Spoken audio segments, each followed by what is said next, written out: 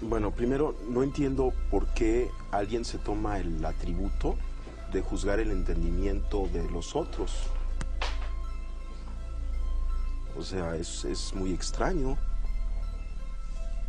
En segundo lugar, en toda creación de una teoría, para el creador de la teoría, la experiencia de la creación es un evento extraordinariamente interesante. Cuando la teoría se crea y se da como resultado final, el oyente de la teoría puede considerarla como producto de una intelectualización ajena a la experiencia. Pero toda creación de una teoría, cuando esta teoría es profunda, proviene de la experiencia. Por ejemplo, yo mencioné estos sabios indígenas que están interesados en explicar la percepción. Ellos tienen una teoría de la percepción, pero esta teoría de la percepción surge de su experiencia.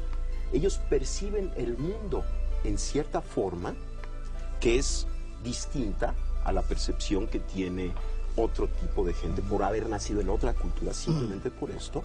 Y entonces a partir de esta percepción crean una concepción.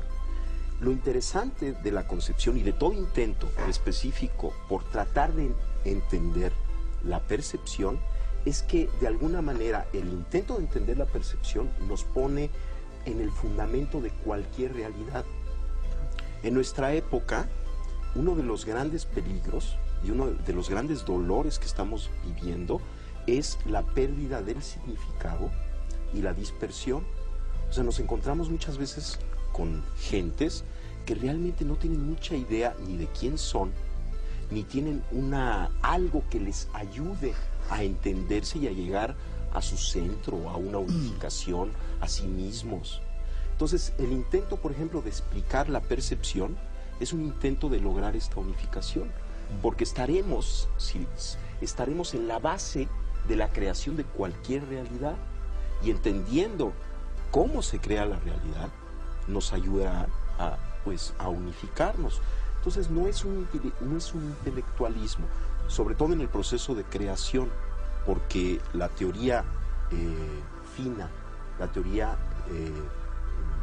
profunda, siempre surge de la experiencia. Yo quisiera dar dos consejos, pero antes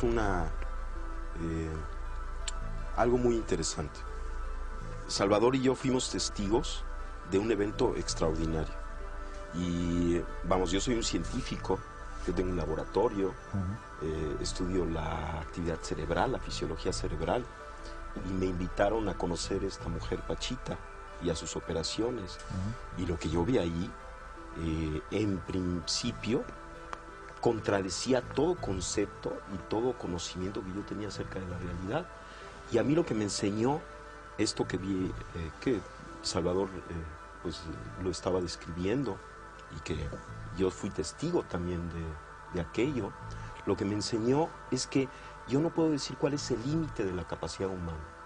A partir de esa experiencia yo no me atrevo a decir el ser humano no puede hacer esto, el cerebro tiene tal límite en su potencialidad, sino que parecería que estamos dentro de un continuo extensísimo y no conocemos cuáles son los extremos de este continuo.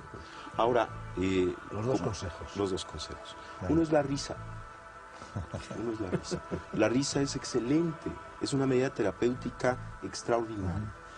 Inclusive hay una técnica de meditación taoísta en donde la persona, y es muy sencillo hacerlo, la persona se sienta y sonríe. Inténtenlo. Sonríe con los ojos y la boca. O sea, realmente suba las comisiones de los labios. Y se coloca en esta situación. Inmediatamente hay una serie de mensajes que recibe nuestro cuerpo, que recibe nuestro cerebro.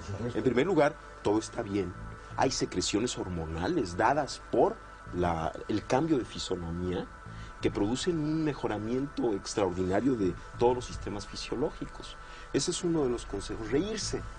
Mientras más nos riamos, mientras más nos demos buenas señales a nosotros mismos, vamos a estar más sanos. Y el segundo es la observación, que quizá en combinación con la risa pueda ser una medida terapéutica excelente. Somos capaces de observar inclusive aquello que pensamos que no se puede observar. Por ejemplo, en principio pensamos que no podemos observar nuestra actividad cerebral y sin embargo hay una técnica budista, el Vipassana, que enseña a una persona que la practica a observar su propia actividad cerebral. Y esta es una experiencia, sobre todo para un neurofisiólogo, extraordinaria, ¿no? El darse cuenta de que tiene un mecanismo de observación que le permite, por ejemplo, ver su propio cerebro. No solamente su propio cerebro, su actividad glandular, que le permite sentir su cuerpo parte por parte hasta lograr tener una imagen corporal unificada. Y lo que sabemos, y a partir de estas técnicas, es que el hecho de observar, por ejemplo, un tejido enfermo, un dolor, y observarlo con ecuanimidad, con calma, tiene un efecto de sanación.